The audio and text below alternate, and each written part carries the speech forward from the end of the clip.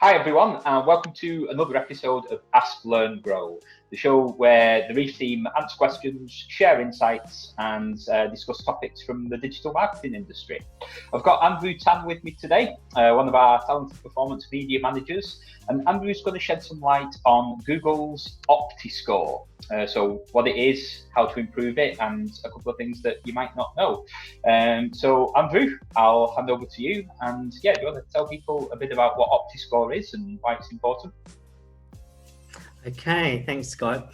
Yes, the Google Ads Optiscore is a score between 0 and 100%, which Google allocates to each Google Ads account. And you can actually view it at either the account level or the campaign level for all your search and shopping campaigns. It's basically a guide for best practice. Okay, and are there some recommendations that people might see if they're looking at their Optiscore that appear in the ad account itself? Yes. Along with the Optiscore, there are a set of recommendations.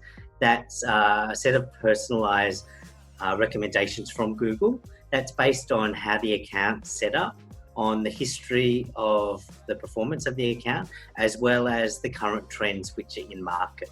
To be able to increase your Optiscore, so to improve it, you either can apply those recommendations if they are relevant, or you can dismiss it if you decide that that's not the right thing for the account at this time. So can you talk about or share any examples of the situation where, because it'd be quite easy to sort of look at the Optiscore, look at the recommendations that appear with the Optiscore and think automatically that, okay, if I do all these recommendations, then I'm going to get a good Optiscore. Is that always a good thing? And should the Optiscore sort of take priority above all else, or are there some other considerations that people should think about with this? Yeah, it's always good to make sure that you're focusing on your broader business and marketing goals. So if there are recommendations around increasing your daily budgets to reach more relevant customers, you still need to take it into account what your actual budgets are to make sure that you have enough budget to run throughout the whole month. You don't want to run out. So it's important just to consider it with respect to how your business operates.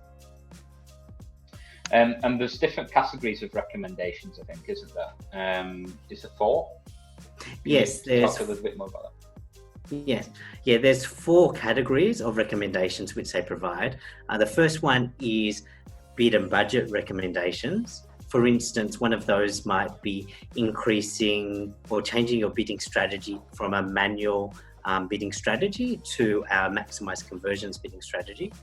The second type of recommendation would be ads and extensions. A recommendation there could be implement responsive search ads and dynamic search ads to have the main ad types available in your account.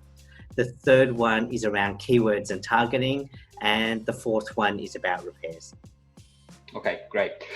So if someone's, what's a low Optiscore, and what is there any kind of range that people should aim for, or benchmarks?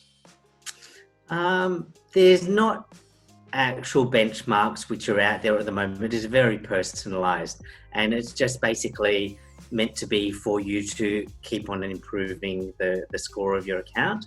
But with a lot of ours, typically we have like 80 to 90% Optiscores on ours if we've really reviewed them. And it's something which is easy to do. When you're doing your regular pacing and optimizations, you can just have a look in that recommendations tab, which will show you your Optiscore with the recommendations. So it's an easy thing just to have a browse through and just to be able to make a quick decision a lot of the time, whether you apply it or not.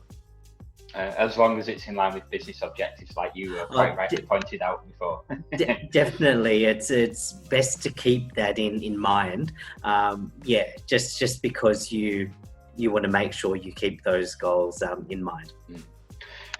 So any other tips or anything else to share or key priorities when to help someone who might be looking to improve their Optiscore? No, I think that's mainly it. You look at the percentage score which you currently have, and then the recommendations which are along there, just to be able to improve and get best practice in the account. The other thing is that the recommendations may change over time if different ad types become available or there is changes in the market. So it's important just to have a look through that regularly, because there might be something new which you haven't seen before. Great, thanks a lot for sharing. That wraps up this video. As always, if you've got any questions, feel free to send them in about this topic, or whether you'd like to see the team answer questions about any other digital marketing related topic. Don't forget to subscribe to the video to be notified when the next video is available. Apart from that, enjoy the rest of your day, and thanks for watching.